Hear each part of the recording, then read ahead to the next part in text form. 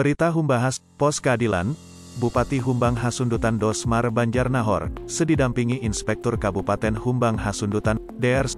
B. P. Siahaan, MM mengikuti Rapat Koordinasi Nasional, Rakornas, melalui video conference, VidCon, yang dibuka secara resmi oleh Presiden RI, Joko Widodo, tanggal 14 Juni tahun 2022.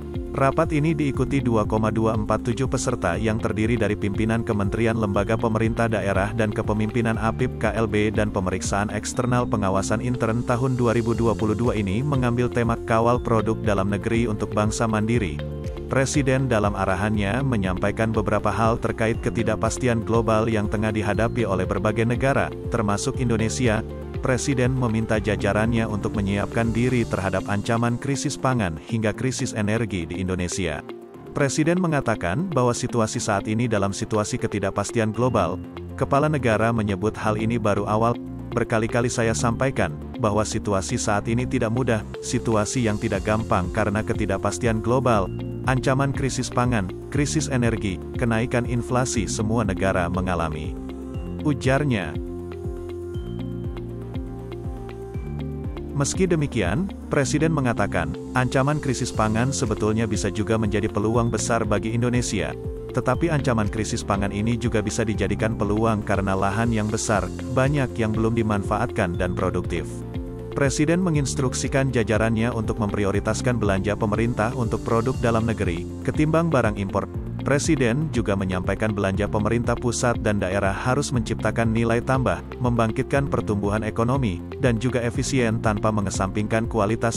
Jangan sampai kita yang memiliki APBN dan APBD, belinya produk impor.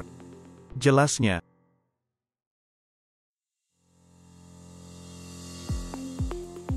Lanjutnya, Bank Dunia menyampaikan, akan ada kurang lebih 60 negara yang akan ambruk ekonominya, 40 diantaranya diperkirakan pasti. Untuk itu, Jokowi mengajak para pejabat untuk memiliki rasa kepekaan. Terakhir, Jokowi menyampaikan untuk terus mengawal secara konsisten, jaga kepatuhan kementerian, lembaga, Pemda, BUMN, BUMD, agar memenuhi target belanja produk dalam negeri. Berikan sanksi yang tegas untuk ini. Kawal semua APIP di daerah dan unit-unit yang lain untuk menjalankan program belanja dalam negeri ini dengan penuh kedisiplinan, dengan niat kita bersama untuk kebangkitan ekonomi dalam negeri.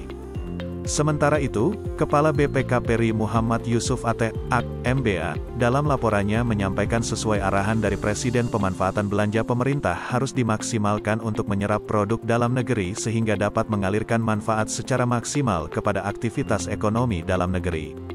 Merespon hal tersebut, pengawasan intern telah kami lakukan intensif untuk mengawal disiplin prioritas belanja pemerintah untuk PDN sampai dengan triwulan 1 tahun 2022 e-katalog kita masih didominasi oleh produk impor baik dari segi prototipe maupun realisasi transaksi.